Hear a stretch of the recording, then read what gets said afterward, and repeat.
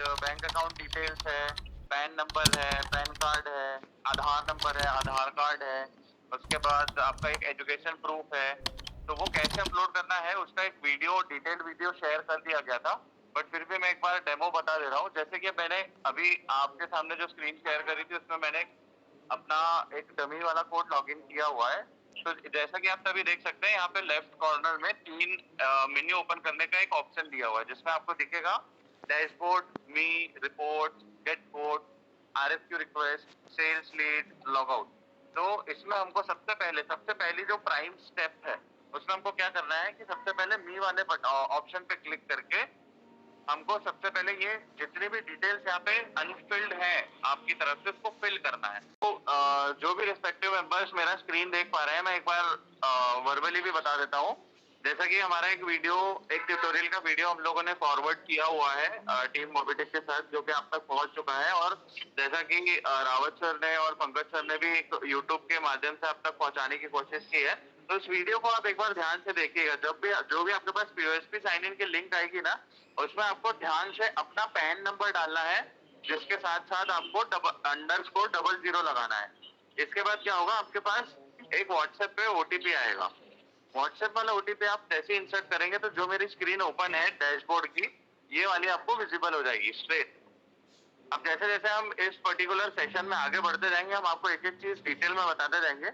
लेकिन वहां तक पहुंचने से पहले मेरी आप सभी से ये रिक्वेस्ट रहेगी कि मी ऑप्शन में जाके यहाँ पे जितने भी आपके डॉक्यूमेंट्स है, जैसे मेरा नाम यहाँ पे आ रहा है, उसके बाद ईमेल आईडी आ रही है, डेट ऑफ बर्थ आ रहा है, पैन नंबर आ रहा है, आधार नंबर आ रहा है, उसके बाद मेरा एक ग्रेजुएशन का प्रूफ आ रहा है, मतलब एजुकेशन सर्टिफिकेट आ रहा है। ये सारी डिटेल्स इसमें आप सेल्फ इसमें अपलोड कर सकते हैं।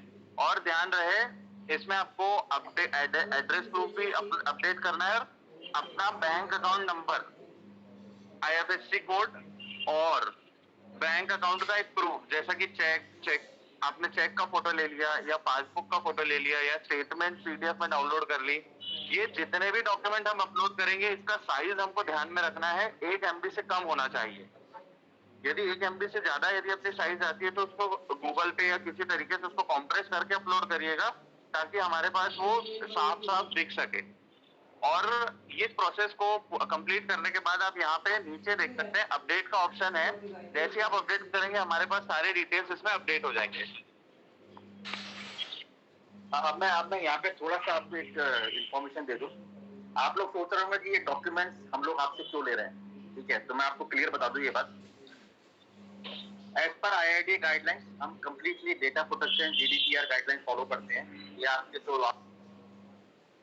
डॉक्यूमेंट शेयर करेंगे, ये मास्क हो जाते हैं, मास्क होके ये आईआईडी के पास चले जाते हैं। तो कल को एज ए ब्रोकर अगर हम लोगों ने कुछ भी ऐसा काम किया है या कुछ भी हमसे ऐसा हुआ है कि जिससे हमारे पीओएस को या कस्टमर को फाइनेंशियल लॉस हुआ है, तो जो हमने आईआरडीए में 1 करोड़ रुपया जमा किया हुआ है, आईआरडीए उससे आप सबके आपके इंटरेस्ट को ध्यान रखते हुए आपको कोई भी फाइनेंशियल लॉस नहीं आने देता है।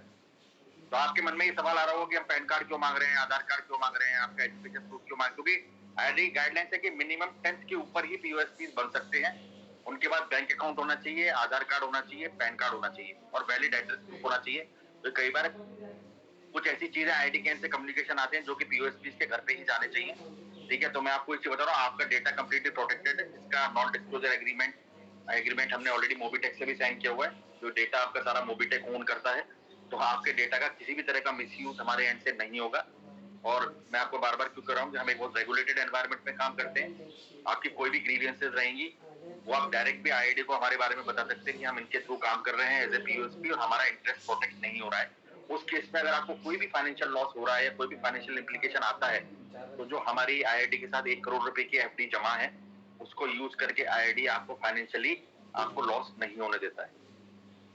क्योंकि मैं आपको बार बार ये बात बता रहा हूँ कि जो हम अब ब्रोकिंग के थ्रू इंश्योरेंस सेल्स का बात कर रहे हैं, जो आपको इंश्योरेंस प्रमोशन का बात कर रहे हैं, एक बहुत ही रेगुलेटेड एनवायरनमेंट में काम होता है।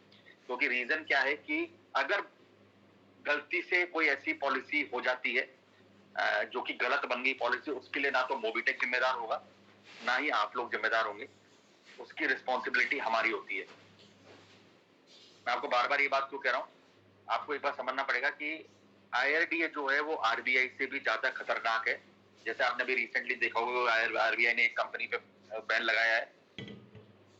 आरबीआई तो सिर्फ बैन लगाता है, आईआरडीए बिना कुछ करे लाइसेंस कैंसिल कर देता है, ठीक है, और हमारी कंपनी वो किसी और को दे देगा कि इनके बस का नहीं है, और हमारे सबके जो कंपनी के एम्प्लॉयज हैं उनके पैन कार्ड आधार कार्ड ब्लॉक हो जाते हैं, हम दोबारा कभी भी इंश्योरेंस इंडस्ट्री में काम नहीं कर सकते।